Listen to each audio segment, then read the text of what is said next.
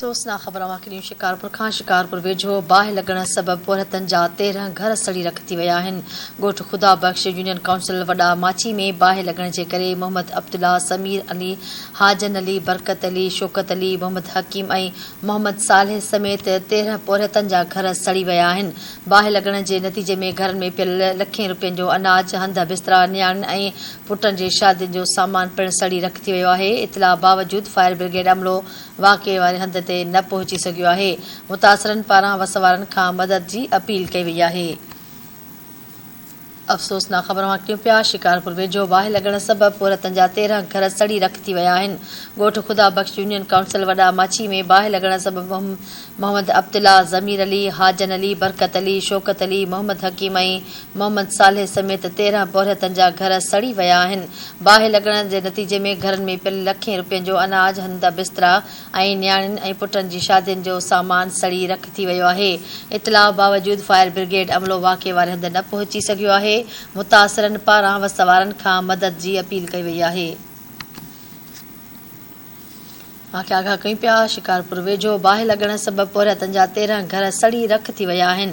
अफ़सोसनाक ख़बर बाबति वाक़िआ आगाह कयूं पिया ॻोठ ख़ुदा बख़्श यूनियन काउंसिल वॾा में माची बाहि लॻी वई आहे। बाहि लॻण सबबि मोहम्मद अब्दुल्ला, ज़मीर अली, हाजन अली, बरकत अली, शौकत अली, मोहम्मद हकीम ऐं मोहम्मद सालेह समेत 13 पोरहतनि जा घर सड़ी रख थी विया आहिनि।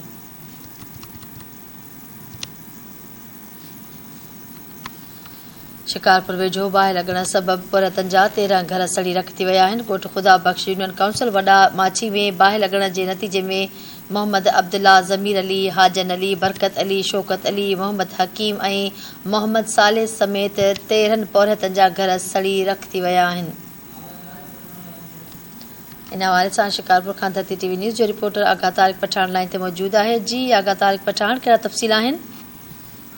जी वाक़ई शिकारपुर ज़िले के मुख़्तलिफ़ इलाक़नि में मुख़्तलिफ़ वक़्तनि सां बाहि जो सिलसिलो ट्राई करे सघनि, पर अॼु अफ़सोसनाक वाक़िओ पेश आयो आहे जो हिन घरनि खे बाहि लॻी आहे जंहिंमें हिन इलाइक़े जी 13 घर आहिनि उहे सड़ी करे रख थिया आहिनि, जंहिंमें रखियल घर में सामान, अटो जेको आहे सड़ी वियो आहे।